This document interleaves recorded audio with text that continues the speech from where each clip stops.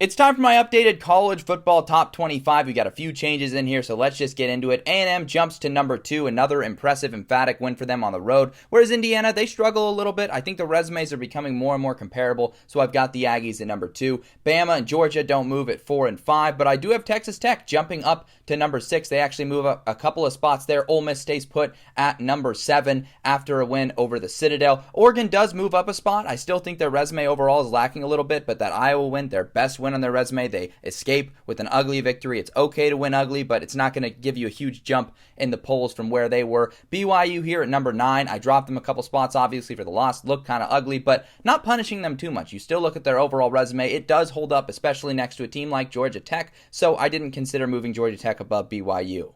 We've got Texas, Oklahoma, Notre Dame, Vandy all sliding up a couple of spots with some other teams losing. The ACC chaos kind of responsible for that. And then we've got kind of a complex situation. Louisville, I still have above Miami. I think their resumes are comparable enough that I can respect the head-to-head there. Notre Dame, though, is right there. So you could kind of do some shuffling around and put Miami above Notre Dame to respect head-to-head and Louisville above Miami, but then I feel like that pushes Notre Dame back too far based on what they've accomplished. So for now, I think I'm comfortable with this. It does make me a little bit uncomfortable to have Notre Dame above Miami, but only a couple of spots in front of them, even though heads-to-head is there. But it's just a complicated thing. USC and Utah rising up to 17-18. Michigan moving up with them. USC above Michigan to respect head-to-head with the resumes being pretty similar. USC getting another nice win. Pitt making the big jump up to number 20 just because of some of that chaos. Virginia collapsing, falling. Again, talking about the head-to-head. Virginia now has 2 bad losses in there, and I just don't think you can justify having them above Louisville or that much higher in the rankings. Now we've got a couple group of 5 teams in here. South Florida and James Madison in the fray. And then finishing out the top 25, Houston with 2 losses and a decently looking resume, and Cincinnati also with 2 losses in there. So a couple of Big 12 teams